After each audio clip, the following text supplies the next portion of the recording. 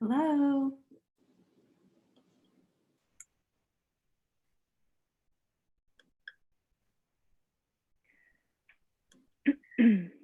Hi, Stephanie. Hi. Aaron. Hi there. How are you guys? All right. Good. Oh, I'm gonna pull up my notes. I am excited to hear from you. I'm literally running from like screaming children, hiding on my third floor, talking to you guys.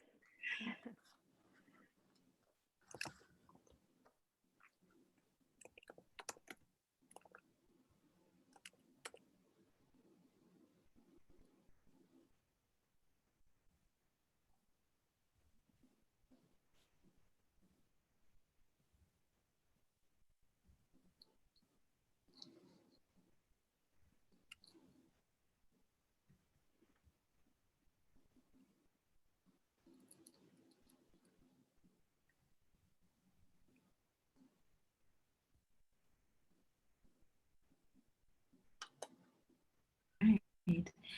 So I can start recording here, and then we will allow people to come in and out as they can, and this will be available for everyone to enjoy as we are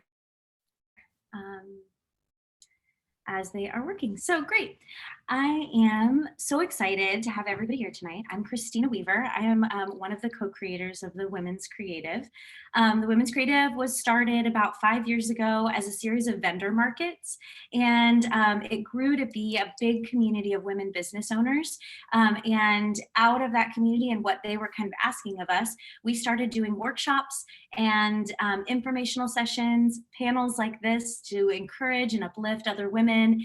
And we record a lot of it and save a lot of it in the back end of our website and give access to people who are part of the collective. And then generally, if people are asking for things one-off, we're always happy to share it too. So we do what we can to make sure that the community of women that are part of St. Louis, that are here in St. Louis, that are business owners, feel connected and have a degree of support. And we are always amazed at how many people there are, by the way. I think there are more women business owners in St. Louis than any other city in the country. This was like I think there was an article that came out about a year ago, and it's incredible how just like how much power women have, how much we are doing in the community. And as like most of you guys know, as women, we are often doing multiple things. We are running families, or we are helping friend groups, or we're supporting other family members or other friend groups, and we are running our businesses. And sometimes we're working a job and running a business, or running multiple businesses. And it just tends to be the way of our culture and who we are right now. But a lot of that is exhausting, complicating. It can be hard to even just kind of pull your head up out of that for a minute to analyze and make decisions and strategize direction. And this year, all of that is our normal life as women, particularly as women business owners, has been layered on by a pandemic, where we have to really think about both how we're doing our business and how we're doing our life. And this question of safety is always running through our heads. And so we wanted to come together tonight, gather a group of women. I'm really excited. I'm going to have you guys just say your name and kind of introduce yourself here in a second. And just kind of have some conversations about what keeps us going. What are strategies that you have from a business direction, how to keep your business going and connecting and networking and growing when we can't be together. But also personally, what are strategies and directions that you use for both your energy level and your time, particularly, to really keep things going? And so we'll go ahead. Stephanie, I'll let you introduce yourself first, and we'll just kind of go down the line. And then we're going to start by talking about grit and perseverance. Okay, I'm Stephanie Stewart. Oh, go ahead. No. Were you going to say something? Okay. I'm Stephanie Stewart, and I am a well-being coach, and I live in St. Louis, Missouri, and I've been a member of the collective, I think, for 6 or 7 months. So I'm happy to be here. I don't know what else do you want me to say more about myself. I'm a mom Personally, I'm a mom. I have 2 children of my own. I just got married this year in the middle of the pandemic to a wonderful man. And so I have 2 stepchildren as well. And we live in Kirkwood. That's wonderful. Yeah. That's a big life change in the middle of a pandemic too. That's Yeah, exciting. Congratulations. it's huge. We were planning to get married for a couple years now, and we're just kind of waiting for the moment to be right. And oddly enough, the moment felt right in the middle of a pandemic. I mean, we just needed like some amount of hope and just to feel love and have a reason to gather and celebrate. It was very small, but it was perfect. That's wonderful. Thank you. Erin, tell us a little bit about you. Yeah, so I'm a licensed professional counselor. I live in Baldwin, but I've sort of lived in and around St. Louis my whole life. So I transitioned to full-time private practice in September, but have slowly been kind of growing over the last few years. So right now I focus a lot of my clients are a lot of women, a lot of college age students. I want to say kids, they're kids to me.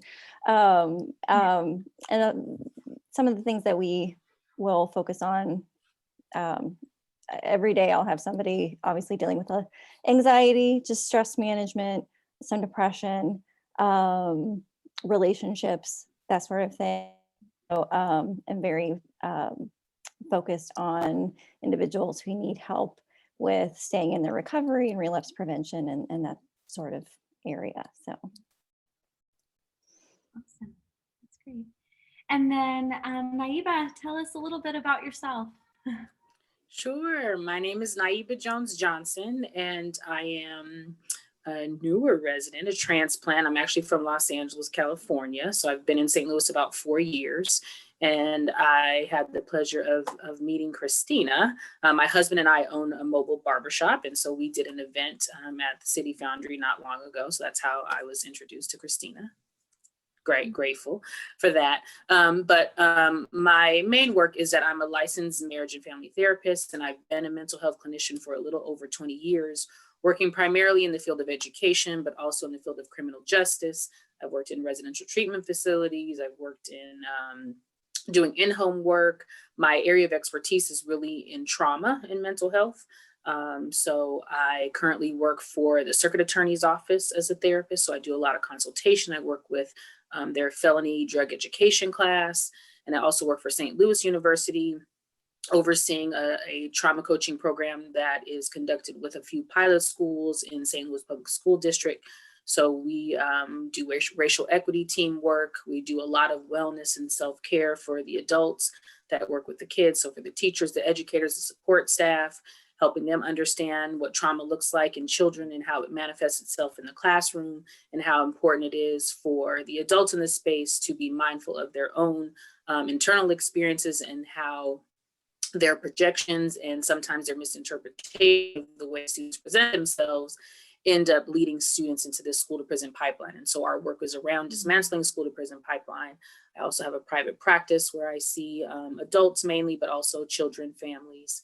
And I'm grateful to be here, and I look forward to this conversation. I also am a mom too. Well, I'm going to I've kick it got off in just a few 2 minutes. daughters and 2 stepsons. Sorry, there's a little bit of delay, so I didn't realize that I wasn't talking. So No, you're good. You're good. I'm going to try to be a little slower. And I told the ladies, my Wi-Fi is this time of night just it gets moody. So we're going to power through and hopefully it will all be okay.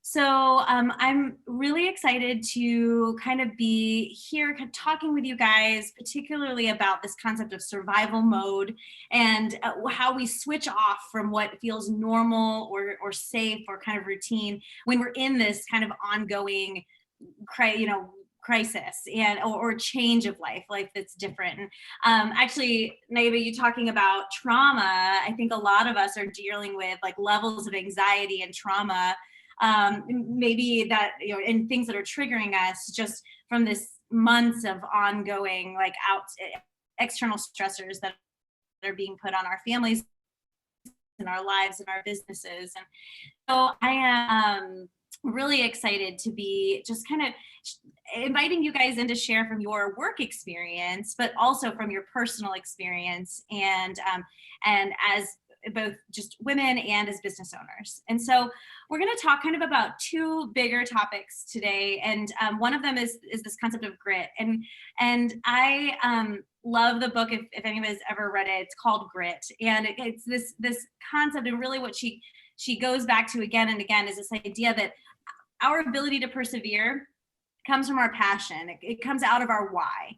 And it also comes out of our experience and what we know. And we lean on those two things to keep going. And so I wanted to just start off by talking to you guys, just having you share a little bit about your why. Why do you do what you do? And how does it feel fulfilling for you? Or why did you choose to do it? Go backwards this time. So Naiba, if you want to get us started, and I'll let you kind of share a little bit about your why. Oh goodness, I could be here all night, but I'm gonna keep it brief. So, I was thinking about when you had sent, over requesting us send some information about ourselves, thinking about quotes or things that resonated with us in terms of why we persevere, how we're able to muster up the energy to continue on. And in short, it's really, for me, it's three things: it's past, present, and it's future. And, as a descendant of African women who have endured more than anyone could ever imagine in terms of building this country, in terms of surviving slavery, in terms of surviving Jim Crow, in terms of dealing with the mass injustices that are happening to our people in present day. The reality is the blood of my ancestors runs through my veins, literally, right? And so in my DNA, there is this energy and this drive to survive, really. There are so many people who are moms, women, who look like me, who the grit is their everyday language. So this is what they have to do every single day just to get by. You know what I mean? And so I think that the idea of needing to honor those that have come before me and who have paved the way so that the gift of life could be mine, that is one area.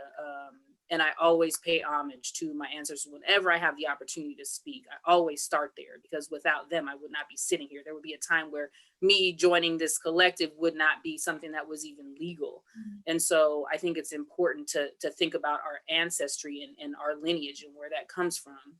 And in terms of the present, I'm a 2-time cancer survivor. And so I have literally looked at death in the face. And so a couple of times. And so the idea of having gratitude and being grateful just to be able to, there are people whose experiences are 100 million times, more difficult than my own. So I don't, claim to be the owner of all things of hard. However, I have seen struggle. I come from, single parent household. Even though my dad was around, he wasn't always, physically present with me. But I champion all of that, and I practice that gratitude every single day, because I know that I have gifts, I know that I have talents, and I know that there are people who depend on me to be able to help sustain them, especially as a mental health person living in the present moment during this pandemic and everything going on. Like you were saying, Christina, so many people are suffering, and my morals and my value system has always been one of interdependence, of collectivity, of I am because we are, not I think therefore I am. I am because we are. So without the extension of myself, which is my sisters, which is my friends, which is our communities, I don't exist without that. So that's in terms of present. And then my future, of course, is really about my children and the legacy that I want to leave for them. So, all throughout social media these days, you'll see, breaking generational curses and that kind of thing. And that's real, having to deal with the transmission of trauma that has existed, especially in the Black community, is really important. So it's important for me to continue to heal myself so that I can give and be present for my children, because I want them to live like we all do, especially as moms. We want our children to live in the generations behind us to not have um, to live in conditions where we have to even talk about grit. And I think that's another thing, and we'll probably get to that later. But more important, the why for me is we need to dismantle the systems that are in place that have to have us having this conversation. You know what I mean? If we had a world and an environment where we respected one another, where we cherish one another, we wouldn't even really be talking about this grit, because we're just trying to survive in conditions that are deplorable, honestly, in some circumstances. And not to say that there's not gratitude and there aren't a lot of many freedoms that we share, but there's a lot of things that we need to change as a society so that we don't have to talk about, oh my gosh, how am I gonna, I gotta work 3 jobs just to survive. So anyway, that's my soapbox, but I'll continue on and pass on the baton. Oh, no, I love that. I think the we part of what you are saying is an incredibly powerful concept that we sometimes don't let ourselves absorb. I didn't grow up in a culture where collective community was something I depended on. I was encouraged to be independent. And I think, God, it's incredibly powerful. When you talk about like breaking cycles of lots of different types of cycles, but for us to understand that power and the importance of interdependence, both in the past and the present, is incredibly important. It allows us the ability to understand and empathize and to speak and to potentially create change where it needs to be. And so thank you for that. Yeah. Erin, tell us a little bit about your experience and your why. What brought you to do what you do and keeps you going? So I feel like I took a fairly long way around to being a agency counselor and professional counselor. So I originally started out wanting to be a teacher. Few different reasons why like that wasn't going to be the best fit for me. I went to work for a nonprofit that was focused on advocacy for individuals with disabilities and disability rights and that sort of thing. Transitioned from that, finished my degree, went to be a school counselor, and then onto agency. And like the common thread between all of those positions was advocacy. And like, not that I purposely chose that, but it's sort of all of those things chose me. So even now in my, one-on-one sessions and that sort of thing, sometimes I have to be an advocate for the person sitting right in front of me from that person sitting right in front of me, right? Because we're always, we can be very critical and very hard on ourselves and that kind of thing. And so I kind of have to like stick up for that person that is right there and sort of, give them the tools they need to learn to do that on their own. You know what I mean? So, so that's sort of my way right now. And I think everybody deserves to be heard and to be listened to. And it's very empowering when somebody recognizes that another person is doing that. And again, sort of giving them the confidence to expect that outside of our sessions. Thank you. I love the idea of, as individuals sitting outside of someone else, you often see in them what they don't see in themselves. Mm-hmm. And getting to gift that and speak that is so powerful. Stephanie, tell us a little bit about you and why you do what you do. Yeah, so my story is roundabout as well. So I started out as a hairdresser many, many years ago with a passion for creativity. And I wanted to be an educator and a color artist. And then I had my first child and decided to stay home. Thought that would be just a year or two of just enjoying that, you know, smallness. And then my son was diagnosed on the autism spectrum. And so that began an entire journey of advocacy. And it really became my full-time job. And I found myself stay-at-home mom. I then had another child, and I was in a toxic marriage, an abusive situation, and I couldn't figure out how to get out because I was so busy managing my kids and helping them get what they need that I really lost myself. And I was in and out of therapy trying to find myself, and I was covering up for things that my husband was doing, and I had to find a way out, and I did. Therapy helped me find my voice, helped me leave my marriage, helped me figure out what was going on with me. And coaching really helped me find my path forward. And I don't know where I would be without it. And so my why is kind of twofold. Number one, I don't ever want someone to feel stuck the way that I felt for as long as I felt that way.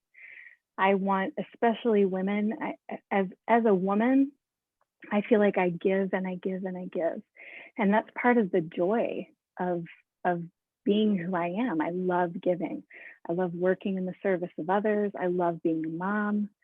And I think, you know, when I was in my previous marriage, I tried so hard to be enough, and I just was never enough for that other person. And it wasn't until I figured out that I just had to be enough for myself, and the light bulb went off. And I was like, oh, okay. So the second part of my why is my kids.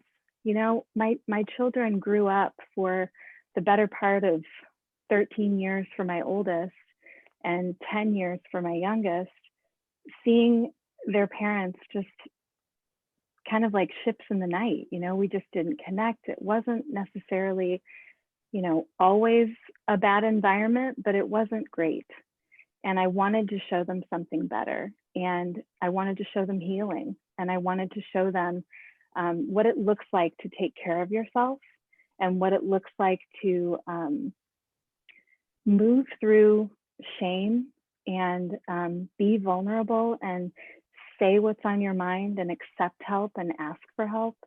And so, and through that, incidentally, my youngest child is transgender. And so getting myself help allows me to help her. And it's an incredible thing. But I wouldn't be doing this without these mental support or mental health supports that I've had access to myself. And so now to be on the end of it, where I'm helping someone else find their voice, understand their personality, find their happiness, find their joy, it's pretty incredible. I love that. I think sometimes in what we do, we're giving ourselves like a piece of ourselves, and we carry all of that experience with us as we give that in our work, in our life. And it's your professional and your personal. I think I might have skipped out. Mm-hmm. But the idea of your professional and personal experience, right? There is a place to separate them, but there's also a place to accept that there's a fluidity there and there's a connection. And so I think that's really beautiful. So, and I think it helps, just to say one more thing, I think it helps, and I don't typically share this part of my story with people that I'm working with, you know, it's not always appropriate. I'm doing it tonight because that's what we're doing. We're sharing personal and business. But I do think that your own story is what makes you good at what you do, especially if you're in a service space or really anything. I think your own story is what makes you, it's your why. It's what gives you grit. It's what makes you keep going. So I always feel like my mental state, my product, what I'm doing. Um, so where I'm at in my head and how I am feeling really affects my cooking, it affects my parenting, it affects my work product, how I'm responding and interacting and communicating with people. It's a thing, and what I have experienced and who has influenced me, it's all wrapped up in that. And so it's not a small thing. Our why is a big kind of story, almost our story coming together. And so this idea of our why, it's so important, right? Going through this practice of remembering, and even in asking you guys the question, it made me stop and think, like, why do I do what I do? And what am I doing this for? And so I think that practice of just pausing for a second and thinking, like, why am I doing this? Is it worth my time? Is it really what I want to be doing? And then kind of layering on that the fact that when you bring in stress and complication and a pandemic and other things, illness in Aiba's case, or a really difficult marriage, or maybe even dealing with, just when your work itself is very hard, it's easy to lose that why. It's just easy to lose it and to forget and to get really caught up in what is difficult and what's negative. And so and if you're switching clinician hat on now, please feel free. But I did want to ask you guys, what are some strategies? What are some recommendations that you have to return back to that why when you feel like you've kind of lost it or are deep in that stress? And I know I was a teacher. I taught second grade for a long time, and I worked with students who had emotional and behavioral disabilities, and also autistic children. Actually, they were some of my favorite friends. And we would often talk a lot about, sometimes you function in this frontal lobe, but sometimes you go down into your lizard brain and you really are in crisis down here. And just as adults, we get there too. We really can. We can get into that just very tense, almost crisis mode. And so I just wanted to kind of ask you guys, what are some recommendations you have, strategies that you use personally or recommend professionally to keep us in that frontal lobe, that creative thinking and the focus and the critical thinking that we need to keep doing our jobs well? And well, we can kind of, Erin, if you want to get us started, why don't we start there and kind of go from there. I think what I see a lot of is women, especially, not allowing themselves to take the time to acknowledge that they're feeling overwhelmed. It's really, if there are, dishes left in the sink, they feel like they haven't earned the ability to take a break and rest, or leave it for tomorrow, or delegate it for somebody else to do. So kind of giving the tasks that never really go away, they just keep going and going and going, not giving those or giving them too much time and energy, and not putting themselves and their rest and recuperation in the forefront. So, we kind of give a morals to these, everyday ongoing tasks when it's sort of ingrained in a lot of women that has to be the way it should be. And, it's kind of nice to see some of these clients who you kind of give them the permission to not keep doing things the way they're doing, and it's like, oh, this weight comes off their shoulders, and like, oh, yeah, you're right, I guess I can do things differently, even though I've been doing them this way for however long. So being able to recognize when you need to take that time and that break is really just kind of a superpower in and of itself.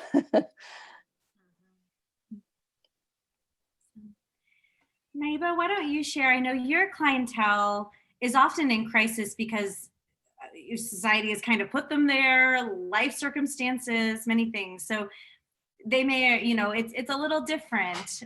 What are some strategies that you found make a difference for them and in your work, and then also for you personally? And so Sure. I think that Erin, I think started it off perfectly, and that is we have to start collectively normalizing rest. We have done ourselves a number in this grind mode, in this, we got to get the bag mode, we've got to outshine.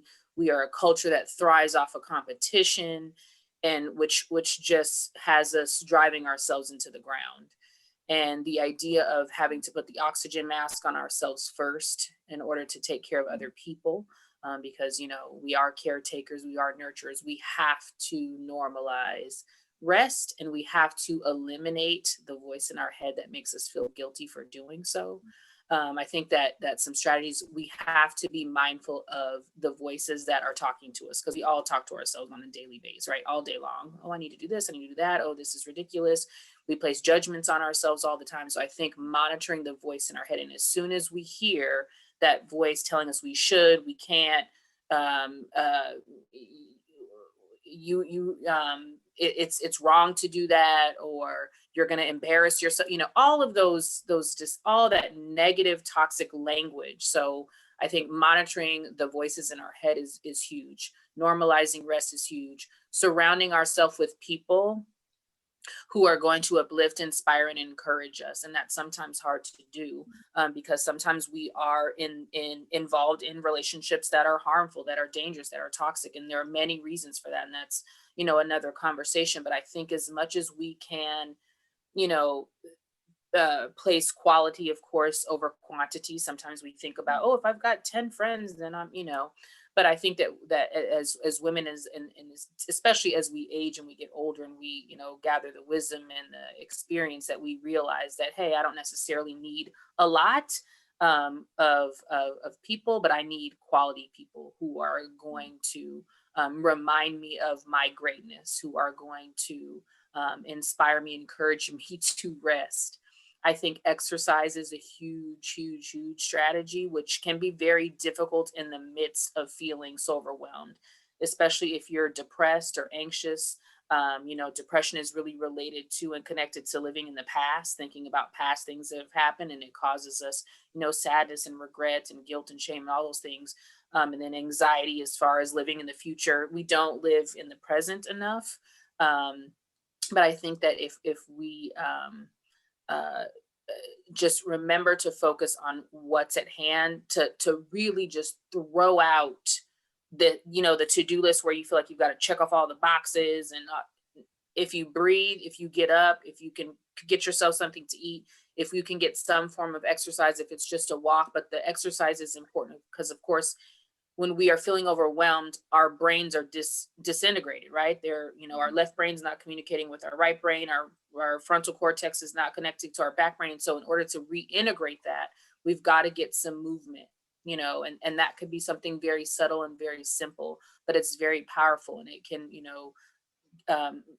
boost the hormones that provide us with the joy, and then provide us with a sense of comfort, and can help eliminate the toxicity of anxiety and depression. So I think those are things: exercise, surrounding yourself with people who are going to support and inspire and uplift you, monitoring language and negative self-talk. And then the first one, of course, is honoring your need for rest. Those would be some simple things, I think. Simple. If I can squeeze them in. Oh no. Yeah. Prioritize yourself. Good. Stephanie, what came to mind when I asked this question for you? A lot of what Erin and Naiba both said. One thing that comes to mind for me is we have to change the conversation and the understanding of what self-care actually means. I think there's a lot of misguided information out there about what it means to take care of yourself. Everywhere we go, We see, you know, rosé all day. We see these signs that glorify things that are we naturally crave as humans when we're overwhelmed. We crave things that are, you know, quicker hits of pleasure, and you know, things that are not lasting, like alcohol, drugs, a good meal. And you know, there's nothing wrong with pleasure. There's nothing wrong at all. But we have to get back to what are those things that really fill us. And by fill us, I mean allow us then to be able to pour out in the way that we so often are called to do, because we're women, and we want to just keep giving and giving. The other thing that I thought of, so self-care, back to that, what that looks like really is listening to yourself, prioritizing rest. For me, a big one is getting outside of your space, outdoors, breathing fresh air, getting some movement. It doesn't have to be vigorous exercise. It can be gentle. Learning how to breathe. Meditation is huge for me. Listening to your own psyche, just by merit of the fact that you could just close your eyes and breathe. For a lot of us, that feels overwhelming. And I get that, because we're living in thought all the time, right? The thoughts are swirling. And then from those swirling thoughts, you get pulled down into maybe even bigger feelings of depression and anxiety. So using, you know, an app that can help with guided meditation, bringing your focus to a single word, learning how to breathe correctly, filling your lungs, counting. I mean, there's all sorts of ways that you can learn. I teach this in well-being coaching. We talk a lot about connecting with the self in all aspects of our being, body, thought, and soul. And I think as people, especially now, we're living a lot in our thoughts, and we're not doing enough for the body that's nourishing, and enough for our soul or our psyche that's nourishing. And so we have to find balance. I love that. All of you kind of talked about how to manage places in our mind, you know, our rest and our thoughts, and kind of where we're, and I'm going to throw us a little curveball, because this is not part of the direction I was kind of thinking of. But what just came to mind was just this idea that, like, I know that I personally can live in either what I'm not getting done, what I didn't do well, or like what just is like loose ends that is out there. Like almost I have this fear that there's just a black hole of things that my brain can't even hold, that just exist out there that need to get done or fixed or something else. And the one thing I don't do a lot of is thinking about what I did well, or what I did accomplish, or how that actually moved the needle fairly far in you know, what my work. And so do you all ever kind of come to a place where, or encourage your clients to come to a place where you actually stop and celebrate or recognize that we're 10 months into a pandemic and we're still alive. So I mean, Totally. let's just take it way down. But beyond that, we're all still in business. We've all, a lot of us have grown our work. Can you guys speak a little bit about, when do you celebrate? How often? How do you take captive some of those thoughts in your mind for what maybe needs to be happening, or what is actually reality? Because sometimes, at least for me, my view is skewed. So I'll let anybody you guys can jump in. Well, you know, I think I find a lot of my clients, especially females, get really honed in on perfection and not just progress.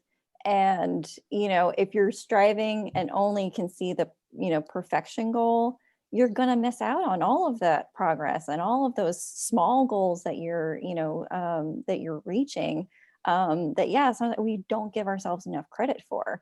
You know, I'm a counselor. I don't claim to be a business person. So like the business aspect of my my business, it's, you know, just the logistics and the paperwork and stuff like that.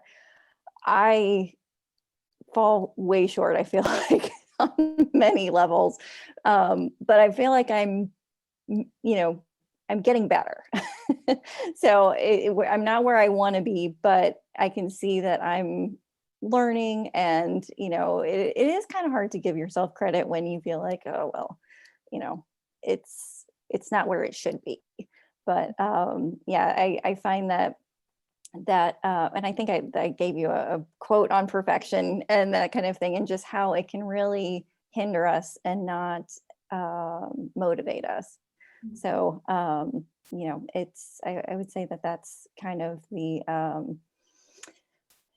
goal is to focus on what accomplishments you're making, even if they're small. You know, I think it was somebody, I can't remember who said it, but the idea of, even if you're falling flat on your face, you're going forward. So it's like, you know, it's forward movement, even if it doesn't look pretty. I think that, you know, as therapists, you know, we of course, and counselors and life coaches also, you know, we are presented with problems all the time. You know what I mean? Where people are presenting with difficulties and challenges. So it can become, you know, consuming to think that way. And I think that, even again, like I mentioned earlier, about the idea of our culture and our society being so like competitive, and I've got to be here. And I was on a call with some younger people, and there was, you know, this idea, well, I'm not where I'm supposed to be. And like, where is the book? Where is the book that says that this is where you have to be at this age? This is what you're supposed to be doing when you've done this, you know? And so I think that we have to continue challenging ourselves in the way that we think about progress and life. And then also thinking about, you know, reorienting what success looks like, because that's also can be, you know, driven and rooted in a lot of competition and hollow, I think, you know, kind of hollow sources. Well, if I make this much money, if I drive this car, if I do whatever, we know those things. But I think that as I've gotten older, I realize that life is just like, we're riding a wave, you know what I mean? And we have to stop thinking that there's all these shoulds of what we're supposed to be doing. Because I think that's where we get caught up, and then we aren't able to see the progress that we're making, you know. When I remember in the middle of chemo, I was going like 5 days a week, 7-8 hours a day. And if I could brush my teeth, if I could, you know, get dressed, and, you know, like those very simple, mundane things, but that is what was, you know, keeping me alive. My husband was juicing from, you know, just being able to appreciate just the things like Stephanie was saying earlier, just talking about like connecting to the real parts of ourselves, and really teasing that out. What, like, if you stripped away everything that was materialistic, or that come from a place of someone telling you what you should be doing, what would you have left? And I think that we have to stop thinking about all the pathology, which can be, you know, we can get wrapped up in that. I think Christina, you were saying that earlier too, is just that we get caught up. But I think that whenever I see clients, you know, we always start, hey, this does not have to be about everything horrible going on in your life. I want to talk about the joys. Because you need to be able to hold on to that, to remind yourself of what you can do, and what exists for you out there, you know. So that's my 2 cents. Love it. I'm a big proponent of gratitude, daily gratitude. I ask myself every day, what went well today? And I ask that of my clients too. It makes me think of, as I was sitting here listening and thinking about what I'm about to say, it reminded me of, you know, when you go to your child, when my kids were little and I would go to parent teacher conferences, they always started with the good stuff, you know, like, this is what we appreciate about your child. This is what your child is doing well. And I really wish that we did that with ourselves more. appreciate the parts about ourselves that are wonderful and do more of that. So for me, I do daily gratitude every morning and every night. I keep a little journal by my bed and I write down 3 to 5 things that I'm grateful for, or 3 to 5 things that went well on that day. And in the morning, I do it again. Whatever's in my mind that I feel happy about this morning, I'm going to write down. And it helps me to stay in that, excuse me, that mindful state of gratitude and abundance. And I find that the things that come up for me are the things that really do matter. It's not the dishes. It's not that my house is clean, or that, you know, I have that new pair of boots, or whatever it is. It's the people, it's the things that I'm engaging in that matter. And so I think if we can learn to be in that state more often, it certainly does help. So I'm going to ask kind of one more question around grit, and then we'll switch to timing and talk a little bit about how to handle our time. And then we'll kind of see where things are going, and we might end up at about an hour and a half here, just so you guys know. I won't keep you for a full 2 hours. But so thinking a little bit about this idea of reflection and analyzing what we did well. Obviously, we're often hit with what we're not doing well, and what we're kind of, you know, feeling like we're not accomplishing or should be accomplishing. Self-assessment and just self-reflection is important for a lot of reasons. And I'm going to kind of ask this question certainly about personally reflecting on where we are at, but also with our business. You know, we create goals. We do want to move it ahead. We want to analyze those in a healthy way. And so I did want to kind of ask you guys, what strategies do you use or recommend to find that middle ground between, like, I don't need to only see, you know, at some point I have to accept the fact that there for all of us are ways that we can improve. And how do I receive that without feeling completely discouraged, and also get excited about it? The sense that, like, I can actually accomplish what I'm needing to accomplish, but I need to understand what I need to know before I can get to that next level, if that makes sense. And so I'd love to hear from you guys a little bit, if there's anything else you'd like to add about self-assessment, that self-reflection, and then goal setting, to kind of keep moving to the next level, and keep that interest and that energy, remembering that why, and kind of keeping yourself going.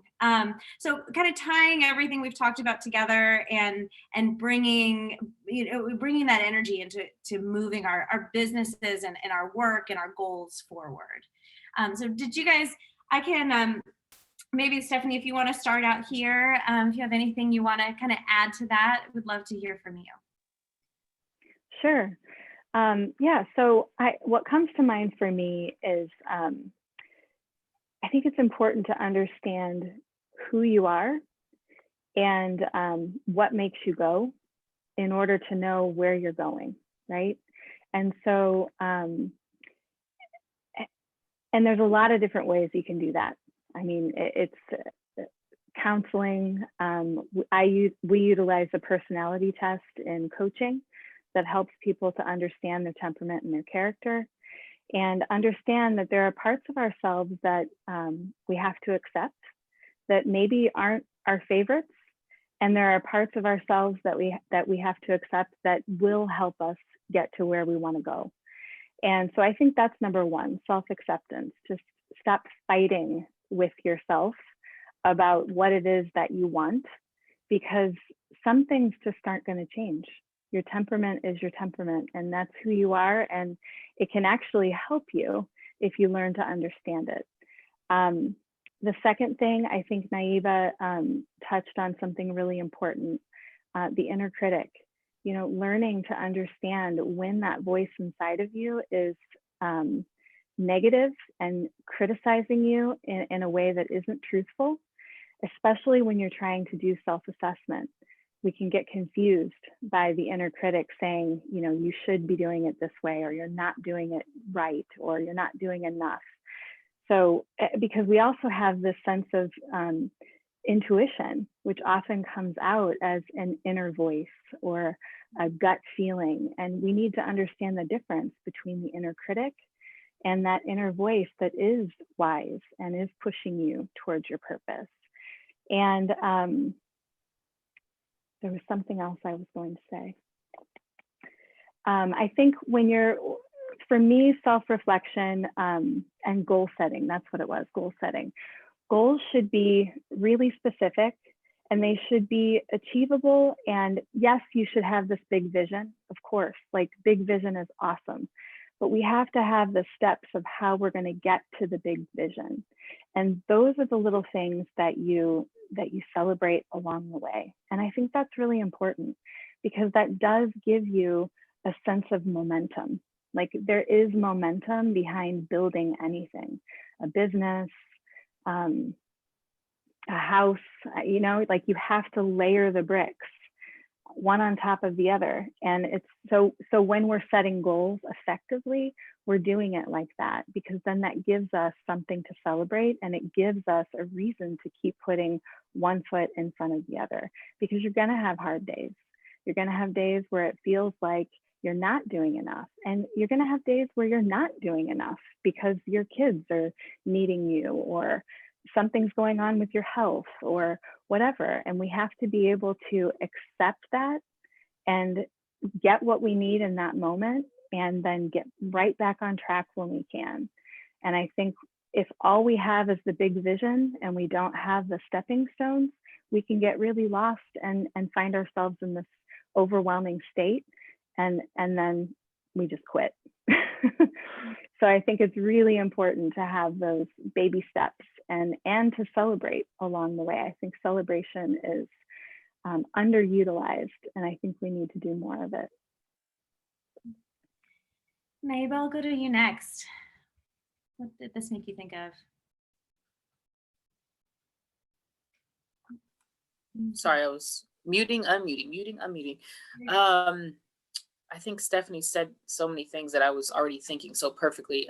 But just to add to, I think that for me, what I've been paying attention to, like I keep journals, and what I've done from time to time is, go back and look at what I wrote and what my thoughts were and where I was at a certain point in time, and then look at where I am and how things have shifted and manifested. And I took care of all of that, or I really worked through that particular difficulty I was having. Because sometimes I think that we get so, caught up in the rat race and the hamster wheel that we don't stop to take a look at, oh, this really has shifted for me. And shifts are very subtle, like a lot of times I think we're looking for this big, wow, suddenly I'm this new human. And the reality is that we change in, kind of microscopic little ways, but over time, those add up to create, I think, big changes for us. And so I think I do a lot of kind of looking where I was, looking where I want to be. I think that, like what you're saying, the self-assessment and evaluation is so important and huge personally and for your business. Looking at where your passion is, because that changes too. What I was passionate about 15 years ago, I'm not passionate about anymore. And being realistic with that and being able to adjust and be flexible and not be so rigid of, well, I was gonna get my law degree and now all of a sudden I'm working, in an advertising agency, and really rolling with the rhythm of life, because it does change and we don't have to stay on the same train forever, and being able to be mindful of that. And if it's something that makes sense for your life, does your skill set match your passion, match your vision? I think alignment is really what it's all about. It's not about perfection. It's, do my morals, my values, what I believe about myself and the world around me, does that match up with the choices that I'm making for myself? Does that match up with how I'm caring for myself? Does that match up with how I'm caring for other people? Does my speech and my language and how I engage with others, is all of that in alignment? I think that's a really good way to look at assessment and evaluation, because I think that when those things are off is when we start to see disease, disconnection, depression, mental health issues, because what we're saying, what we're thinking, and what we're doing are different. And so I try to use that as a tool to help me figure out if I'm on track or if my business is on track. Is what I'm preaching and what I'm talking about, what I'm actually doing, and what I feel is important and responsible. So I hope that made sense. It does. Whew, this is so powerful, you guys. I'm like, I need to watch this several times. Erin, tell us what you're thinking. So I was thinking at the goal setting aspect of what Stephanie and Nia was saying, and it's, if you would have asked me like when I was in college, am I a goal setter? Like I'd probably say no. Like I had expectations growing up. You're expected to go to college and to take education seriously, and and be independent, and support yourself and that sort of thing. But as far as like how to write goals, it took a lot of practice. So I am still feel like I'm learning how to write goals for myself that are meaningful and effective and make sense, as far as like Stephanie was saying, like breaking it down and this is my main long-term goal. What does that mean? What does that look like as far as what I need to do tomorrow, and and how I can see some progress being made. And really, even if you're in, this year is a perfect example of it seems like a lot of people get really frustrated with like, well, I should be doing this, I should be doing that. It's like, well, we're in a pandemic. Like everybody's off by at least a few months, so giving yourself some attainable but flexible goals in the short term that to long-term change and progress, I think is it's a good habit to get into. But you can always start at any age. I don't think you're ever too old to kind of practice doing that. So that's I think a good aspect of self-assessment that can be very black and white, written down, and objective. Like, did I meet this or did I not? And if I didn't, what could I have done differently? If there was something I could have done differently, great. I'll try to do that in the future. If not, just accepting it and going to the next step. I think too, as business owners in particular, there's so much often that there is to learn. And I know, Erin, you kind of mentioned this, like you're learning to be a business owner as you've started your own business, learning to who is your audience and gaining your clientele and doing the paperwork and the accounting or the whatever it takes. And I think that recognizing and accepting what we don't know but maybe need to know, and then what we do know, and setting those goals to kind of walk yourself and fill in with resources and people and encouragement so that you can celebrate when you learn a little more and you're moving in that right direction, but also understand and comfortably accept where you might need to be. And Naomi, I'm completely struck by this concept of when we understand our values well, but we are not acting on them, or we're acting out in a way that we stop and think, why did I say that? That was mean. That was awful. Oh God, like I just yelled at someone I didn't mean to, and you realize that's sometimes that's levels of stress, that's levels of disconnect that we need to accept and kind of say, okay, I need to readjust here. I can set goals that are manageable. I can kind of settle myself to be able to keep going forward. And that is so good and so powerful. Well, in the last few minutes, and I'm going to give us about 20 more minutes, and then we could leave about 10 minutes to just kind of fill in any extra thoughts that we might have and see where that goes. I do want to talk a little bit about the importance of time. So I feel like with COVID, right, how many people have said to me, and I wrote this to you guys, and I imagine you've heard it too, like, what day is today? It could be Monday. It could be Sunday. Every day's the same. There's no difference. And that's a big change for us. We're used to the rhythm of the week and the weekend and things starting and stopping and just even leaving our house and coming home at a certain rhythm, and that's changed. And so I did just kind of want to ask you guys a little bit about now we have this understanding of who we are, of setting these goals, of keeping it going, but how do we actually apply that so that our time, and Stephanie, you hit this well, sometimes we can't control our time. Sometimes there are just things that affect it and we've just got to let that go.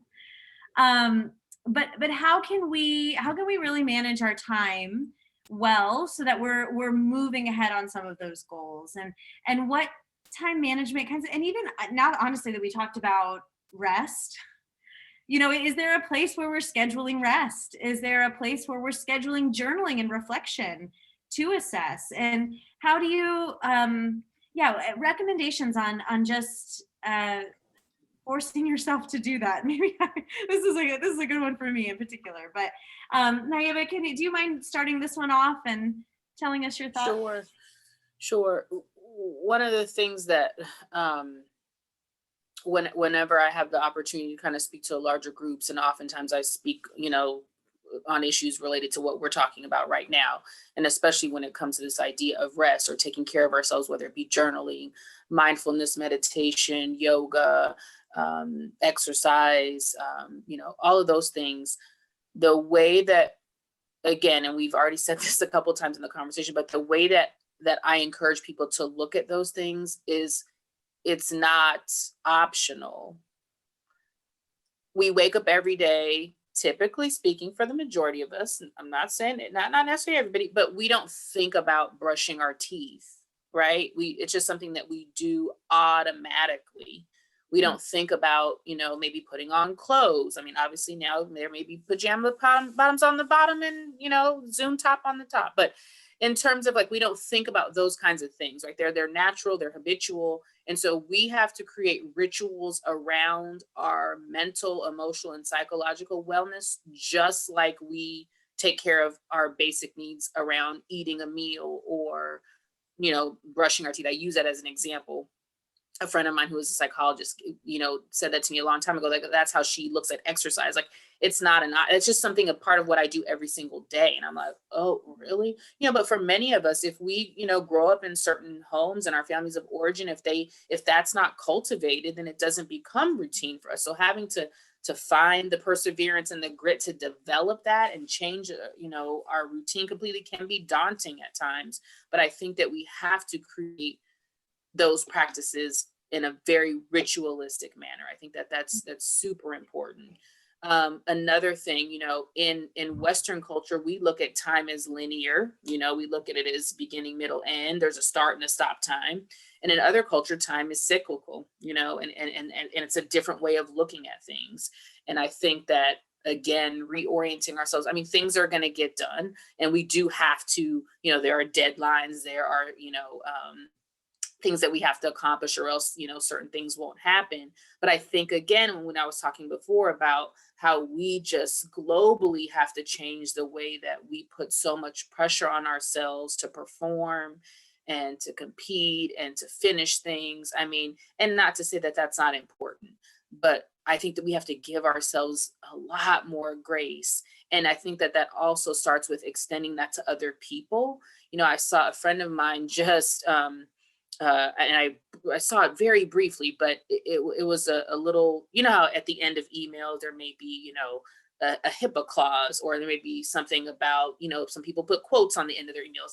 And then so in this email, the end of it was like, if you receive this during a time where you're having to care for your family, it's all about respecting the boundaries of other people. We with technology and the way that we think people should be so accessible, we think if I send an email, someone's got to respond to it. I mean, I was getting a text message the other night from a group, and it was like 10 something at night. I'm like, why are you up working? Like, what are you doing? And it may be that everybody has different rhythms. You know what I mean? And so I'm not going to judge that. But in general, I think that we have to honor and respect the boundaries of others. I think that that's something important when we're thinking about time, because I think that we have to know that people again need rest. So the rest is what's going to rejuvenate us. The rest is what's going to get us to be able to organize ourselves. I think starting the day off is very important. The week off. I mean, we have all kinds of systems, planners, this and that, but it has to start here. I can have 20 planners, but unless I integrate it into my thought process and how I wake up, as soon as, like Stephanie said, as soon as I wake up, my first thing is, feet even hit the floor, is just gratitude, and I'm real about that, and I mean, it's real for me, because I remember when I found out I had a clot in my heart in the middle of chemo, I thought I would never see my house again. And I was pacing around like a mad person trying to, like, what do I need to take? And I'm trying to put stuff in a bag, and I was all over the place. And so, knowing that, and it shouldn't take that, right? It shouldn't take these life altering tragedies for us to be able to appreciate the breath, or to all of the tragedy that's happening as a result of COVID, for us to snap out of it or snap into it, but it's understandable that it happens, but we just have to live our lives differently. And I don't even know if I answered the question, but I mean, I'm a very timely person. I'm really big about, and I think that comes from, like what Erin was saying, there's that perfectionist part of me that's like, I'm super, like, I have to be on time, and it stresses me out when I'm not, because I think of it as like not respecting other people's time. But at the same time, I know, like, I was looking for my computer charger, and if somebody else was on this call and had that problem, I wouldn't think twice about it. Like, oh, it's fine. But for some reason, I don't give myself that same, kind of grace and permission. And so, I don't know. Time is a weird thing. Time is a weird thing. Oh man, so many good things in there, and but I don't want to. I'm sure Erin and Stephanie, you've got kind of a lot going on to react to. So Erin, why don't you jump in and tell us what you're thinking?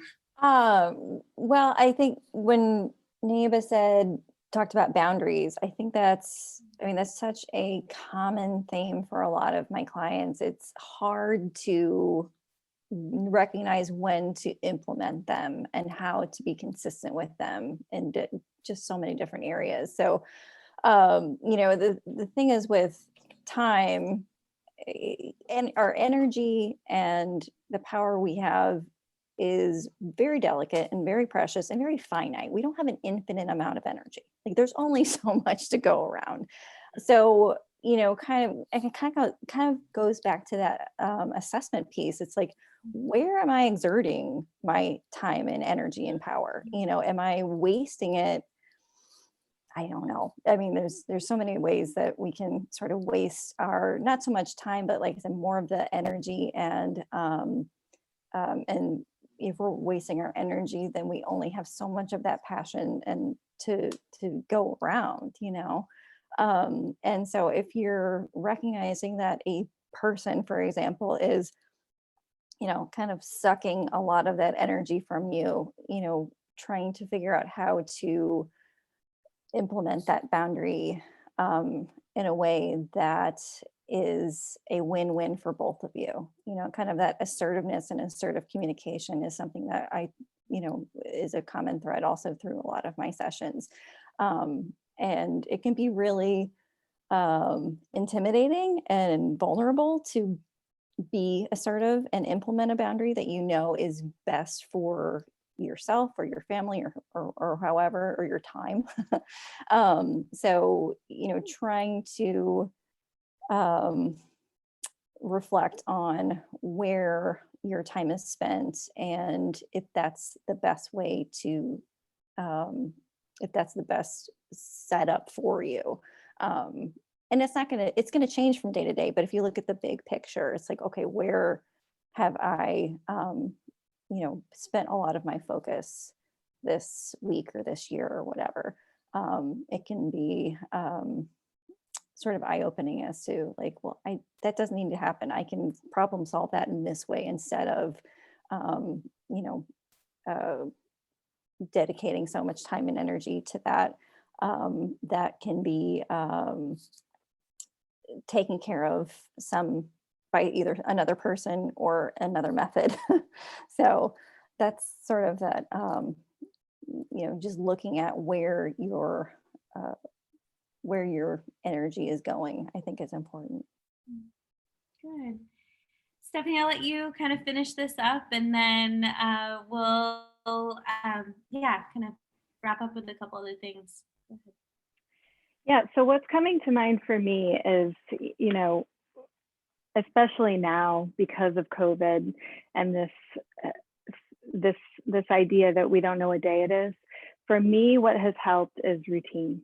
Like I have to have routine. My family needs routine, and so I try to make sure that my days include some amount of self-care, which for me looks like exercise, meditation, a walk with my dog. I have office hours. I think it's really important. We've been talking a lot about boundaries, and I think that boundaries are also important for yourself, especially as a business owner, to create boundaries around when I am working and when I am not working. Because as a business owner, it's really easy to get sucked into working all the time because we think that that's what it takes to be successful. And the truth is that you're more successful when you're engaging in other activities that bring you joy and that fill your cup. You're better for your people, you're better for your product, you're better for whatever it is you're trying to do. It just makes you a better person. And it goes back to what Naiba was saying about values. You know, we grow in our character. That's where we experience growth. And if we're constantly just going and going and going and burning the candle, we're not taking care of those parts of ourselves that help us grow and make us better people. And so routine is a huge thing. So I keep a planner. I think we all have a planner. And I literally write everything down. I write down that I'm going to meditate. I write down that I'm going to exercise. And I'm really specific about what it is I'm trying to accomplish. And it's also really important when you're doing that to be realistic. I have several clients that show me their daily plan for the day, and it's like 4 days in one day. And I'm like, you can't do that. Like, when have you ever finished that? And she'll say, well, never. And I feel like such a failure because I can't get it done. And I'm like, well, yeah, because you're just a human. Like, you can't possibly do all of these things in one day. So being realistic with your time, I think, is really important. And remembering that you have to touch all the parts that are important in order to feel whole. You know, we have to have a handle on our business, but we also have to have a handle on our personal life and on our self-care and on our family, the people that are closest, the relationships that we're trying to cultivate. So I think incorporating all of that into time management is really important, and not thinking solely about work when you're thinking about time. Because the other part of that is, I think the danger there is that you become so depleted, then when you do have downtime and you don't have a plan for it, you wind up scrolling through Instagram for 3 hours. And, you know, that's inspiring to a point, but not really.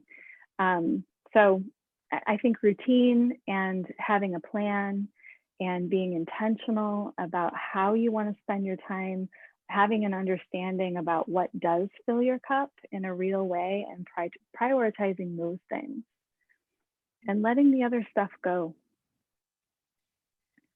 You guys hit on some things that I have been coming back to again and again in just conversations that I've had with other women, personally.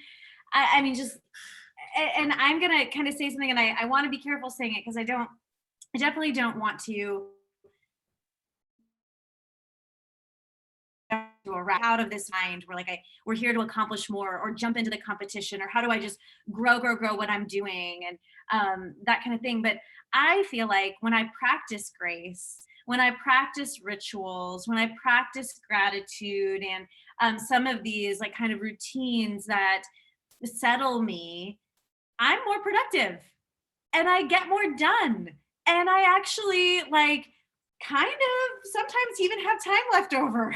and and just I realize how much space and energy and time my anxiety take or my negativity takes up. And that just eats up my life. And instead, when you flip that switch and you practice some of these positive, really healthy techniques, you accomplish more and you're able to keep going. And also you have this energy around want to be around, and it pulls people into what you're doing, and ends up you end up in a situation where you can encourage them and extend grace and gratitude where they need it too. And I think that that can be so beautiful and so important. um, so this was amazing, and it was really packed with some powerful things, and we got through so much. I just wanted to kind of finish this last little thing with what what are some recommendations? We're now going into probably another 3 or 4 months, at least 5 months, whenever, and until it's warm outside, when we are going to be kind of continuing with what we're doing now. Our routines are going to have to stay the same. We're home. We're going to have to continue to be creative in how we're doing our business and our life and the balance and all of that. So, what thinking about perseverance and coming back to things, and we have heard a lot, but fail over and over, we're going to end up back in discouraging and anxious places, and it's just going to be difficult as we're separated from people. So I wanted to just kind of ask some questions about recommendations that you have for that connection and that community, and then even beyond that for collaboration. What are ways that are working for you, that are filling you and moving your business ahead, that are collaborative and connective? And then other ways other things you might want to share with women to just help them survive the next 4 months, because we're gonna be here for a little while still. So I'll let maybe Erin, if you want to get started. I can't even remember what order I'm asking people, so I'm just thinking at this point, and we'll go from Yeah, I mean, I would say that, when it's just me. So I do miss that collaboration with my colleagues that I've had before. So I've kind of had to sort of create my own little, virtual, set of cohorts that I can just use as a sounding board, or, for resources and things like that.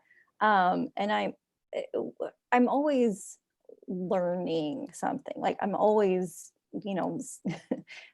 it's part of what I'm trying to get better at is actually starting a book and finishing the whole thing, because I'm one of those people who have like 10 books on their nightstand that is half finished. So it's kind of my New Year's resolution somehow. But I mean, I'm always learning what will benefit me and benefit my clients. And that is infinite. Just the ideas that I think would resonate with a lot of them. So that's sort of been my focus. It's, if I can't,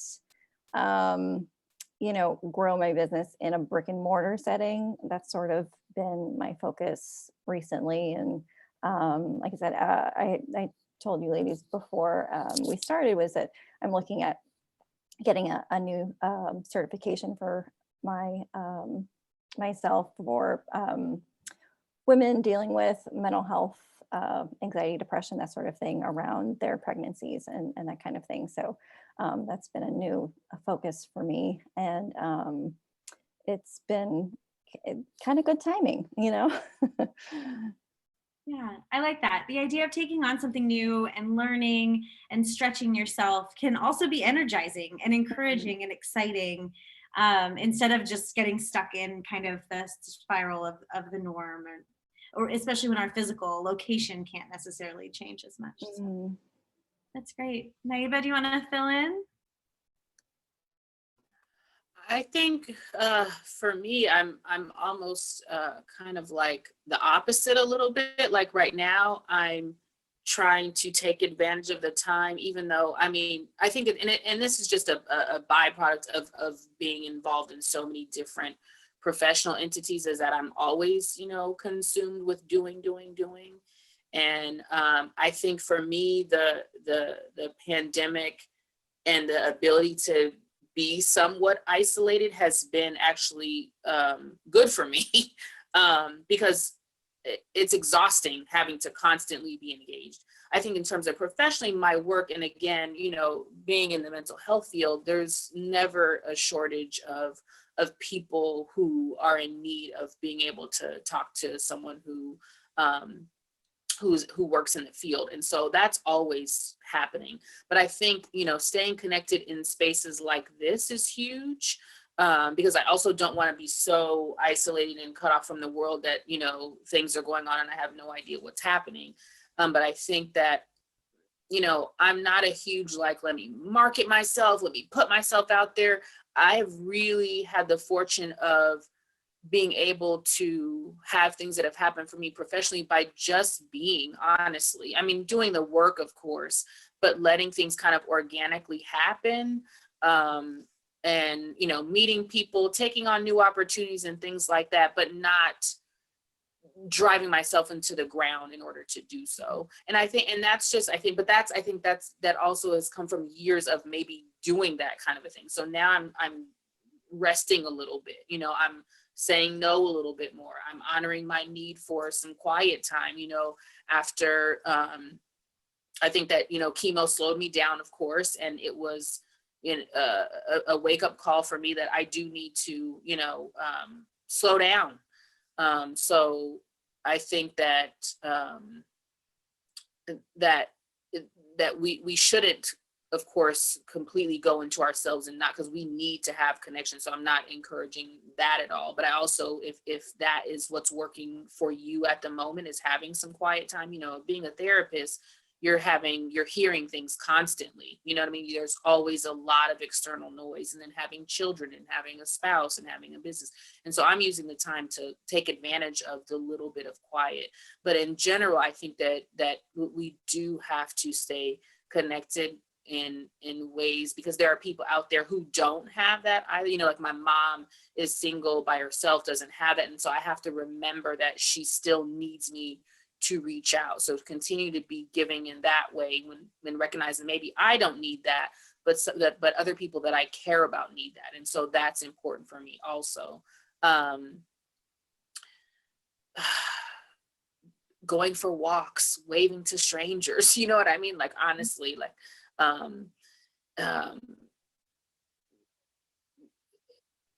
it's, although we are not able to hold each other, hug each other, kiss each other, I think that we have to also think about that we have to sacrifice for a little bit.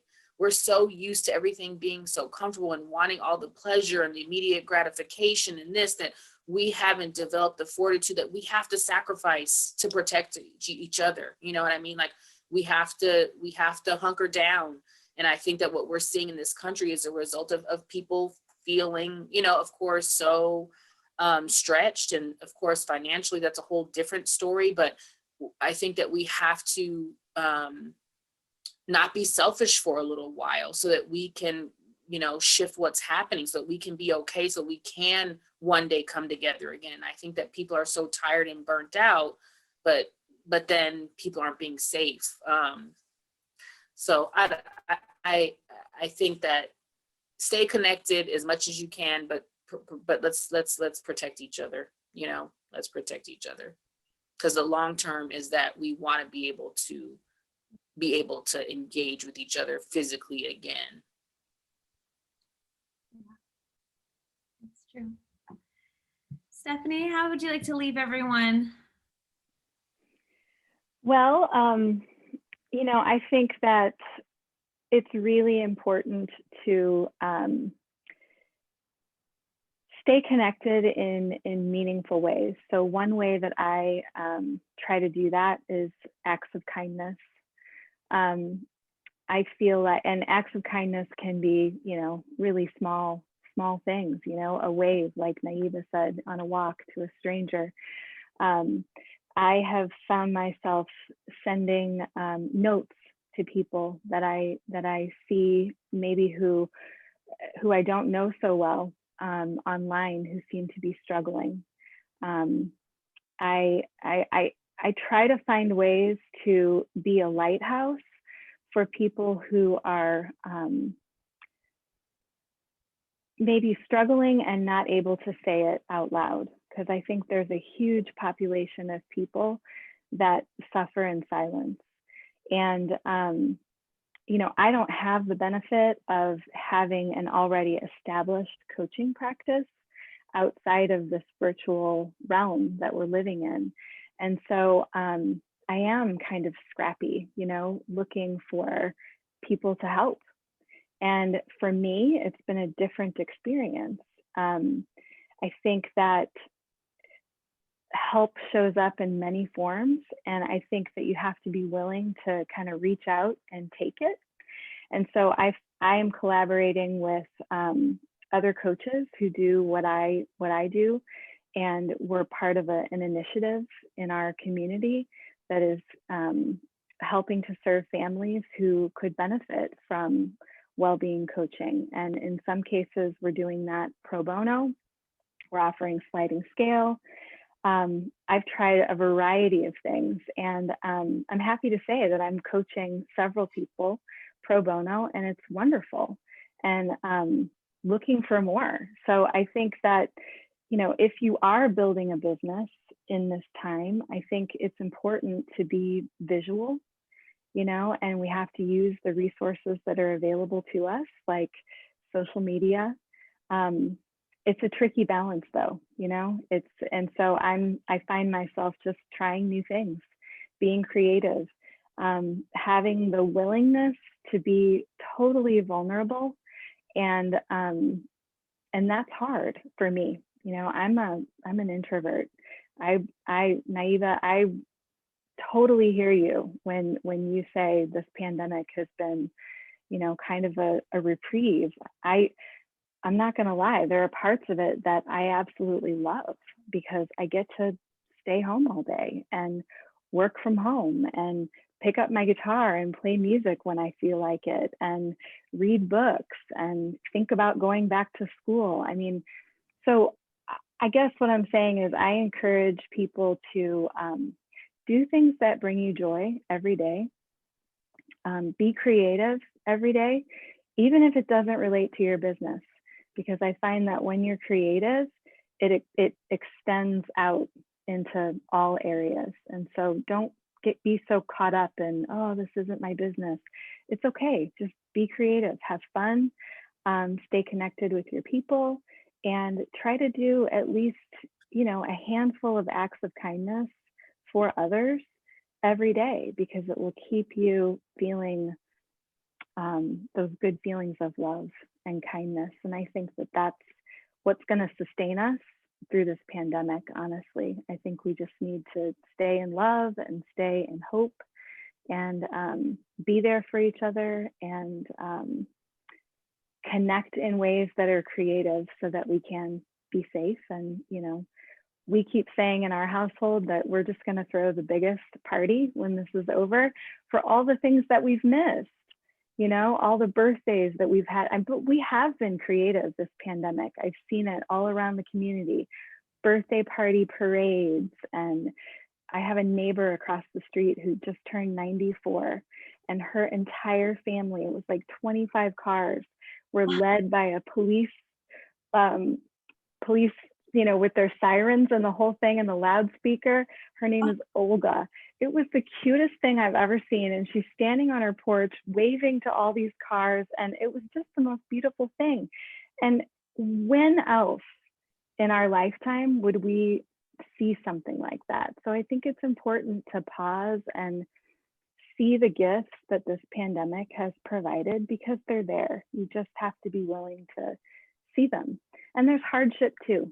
But, you know, I think if we stay in the things that feel good and create more of those, we will get through this, and we'll all be better for it.